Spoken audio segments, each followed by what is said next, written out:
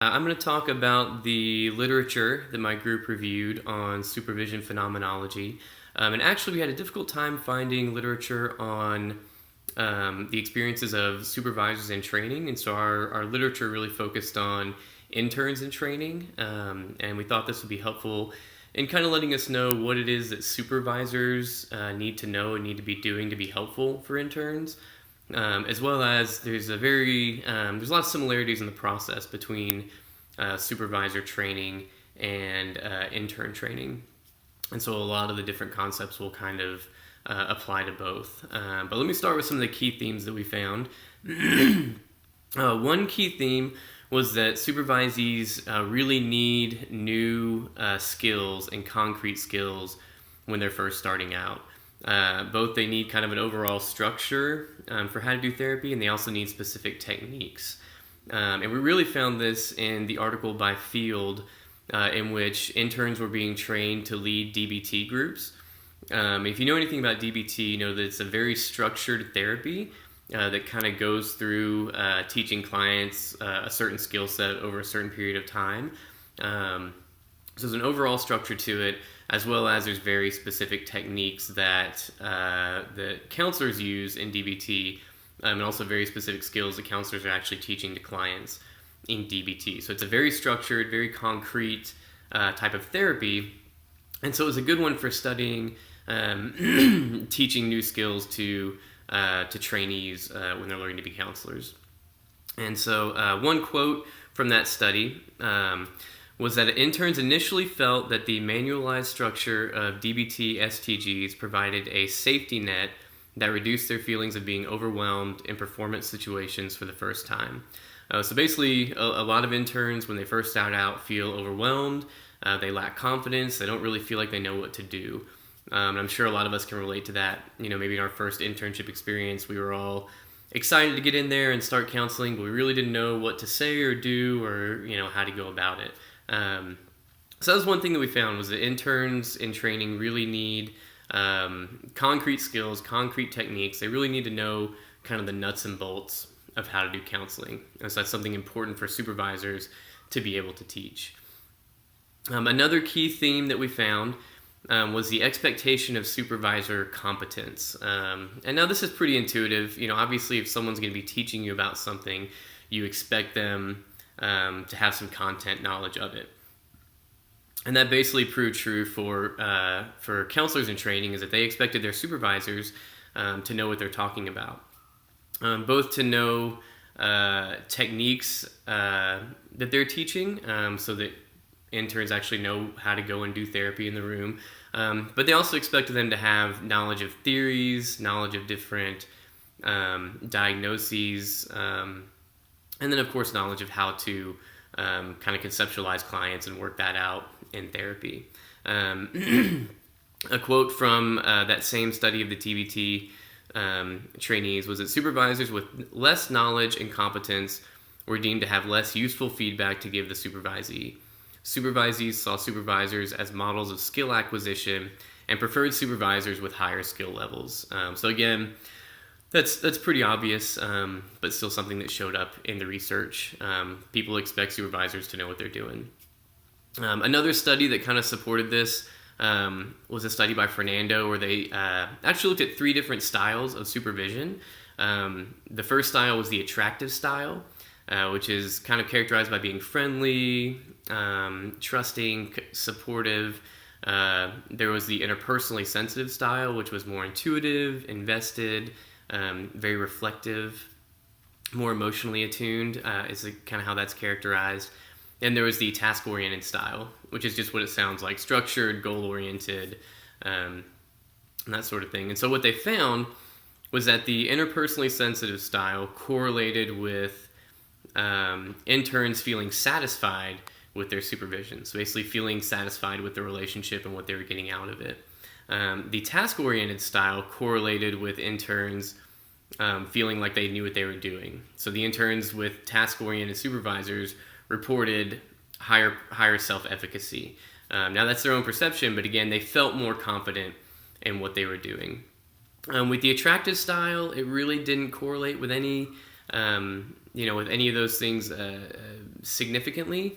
And I think that's just more evidence that as a supervisor, you can't just be nice to be around, right? You can't just be friendly and fun, but you have to actually do something, whether that's really being attuned emotionally to the interns that you're training, or whether it's, again, giving them concrete skills, concrete tasks that they need to do in counseling so that they feel that they're becoming better counselors. But you really have to be doing something of substance with trainees as a supervisor. So that was also significant.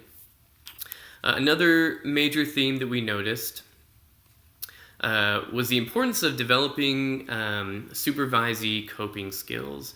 And this is something that really didn't show up in our own research and our own study, but that kind of popped up a few times in the literature, was this idea that supervisees or interns in training have a need to learn coping skills because of just the emotional strain of being a counselor. And that's something that really a lot of interns have not experienced until they actually start doing the work. And what the research showed was that counselors in training who had those coping skills tended to do better therapy. Here's a quote from one study. Well, let me tell you about the study first. There was a study where supervisees were trained using a wellness model of supervision, which basically involved a 15-minute check-in at the beginning of each supervision session, where the supervisor would check in to see how the intern was doing, but it was more than just a, hey, how are you? How are things going? They actually had very specific and concrete wellness goals that they were working toward. So they would check in on those goals, see what progress the intern was making toward those goals. And so it was really being very intentional about the intern's own wellness. And what they found was that supervisees who were trained with this method, as opposed to not with this method, appeared to have more coping skills and better well-being by the end of their time in supervision. And then the quote here, after counselors in training participated in the WELMS, the wellness supervision, they were more likely to consider their clients presenting issues holistically when wellness check-in and modeling preceded case presentations. So basically they were able to conceptualize their clients more clearly, more holistically, which we could, surmise would lead to doing better therapy. Another study looked at the correlation between stressors, coping resources, alliance with the supervisor, and therapeutic alliance with clients. And what this study found was that there was a correlation between the coping resource of supportive family relationships and therapeutic alliance. So what that meant was that intern trainees who had supportive family relationships appeared to be developing a stronger therapeutic alliance with their clients. And what we can guess from that is that if therapeutic alliance is a good measure of good therapy happening, then those who had this coping resource of supportive family relationships are doing good therapy. So basically those with good coping skills, good support in their life are able to do better therapy. And so that was just something that kind of came up in the research a few times, was this idea that counselors in training who are better able to cope are going to be better counselors. Again, that's a very intuitive idea that kind of, makes sense, but it's good to see it show up in the research. And I think the implication with that is that supervisors aren't just teaching interns how to do counseling in the room, but they're really teaching them about the profession. That this is a profession that's going to require you to develop your own coping skills. It's going to require you to take care of yourself, basically, if you're going to be able to do it well for the long term. And so I think that's something important for supervisors to keep in mind. The last major thing that we noticed was the importance of relationship dynamics. And there was a few different ways that this popped up. One was in supervisors being able to match the needs of supervisees. We talked earlier about the field study where interns, early on really needed a lot of concrete structure. They really needed a lot of, tell me exactly what to do in this situation and what to say and what techniques to use.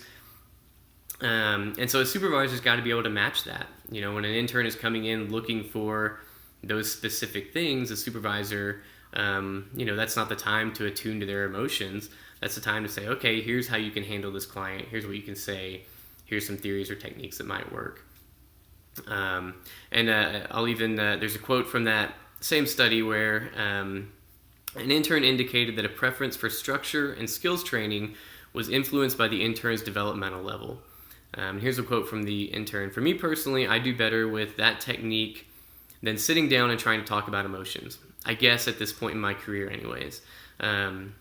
So again, early on, this intern really wanted concrete skills rather than emotional attunement from the supervisor. And you can maybe think about this in your own experience. When you first started your first internship site, you were probably, just bright-eyed and bushy-tailed and ready to jump in there and start doing counseling. But you needed to know how to actually do that. And so early on, you maybe needed those more concrete skills. Whereas if you maybe think about the end of that first semester of your internship site, you were maybe tired, burnout, worn down by the counseling you were doing along with all the schoolwork, and maybe needed more of that emotional support from your supervisor. So basically, the supervisor needs to match the needs of the intern. And then along with that, there's been some research on attachment style within supervision. And, a basic premise of attachment style is that the way we learn to relate to other people, usually our caregivers in early childhood, is how we're going to relate to other people throughout life. So that's friendships, romantic relationships, working relationships. And so the idea here is that that's also going to apply to supervisor relationships. Basically, I'm going to relate to my supervisor the same way that I learned to relate to my caregivers early in life. And so there's been some research to show that there's some validity to that. Pistol and Watkins were the first to do this research, and then Neswald in 2001 and Riggs in 2006 kind of followed up and built on their research. And so that's really the idea, that supervisees are going to mimic their attachment style in supervision. And what this means for the supervisor is that they need to model a secure attachment style with the person that they're supervising. If you think about the idea in attachment theory that a child who is securely attached is going to go out and explore their environment and then come back to the parents to check in, that's the idea that they're kind of saying will happen in supervision if the intern in training is securely attached. They're going to feel confident and secure to really explore the profession, really explore in their actual counseling with clients how to do this well and what they're doing. They're going to feel free to make mistakes and to learn, and then to come back to the supervisor, learn from their mistakes, be accepted, and continue to develop. That's really the idea that the people researching attachment theory are getting at. And I think there's some big implications for that, especially coming from our program where we put so much focus on relationship and therapeutic relationship. I think there's probably some, something to that idea. So those were some of the major themes that we found. There's 4 major implications for that, for those themes. The first is that supervisors need to do something in supervision. They need to teach something, emotionally attuned. They need to be of some benefit to the supervisee. The second is that supervisors need to know what they're talking about.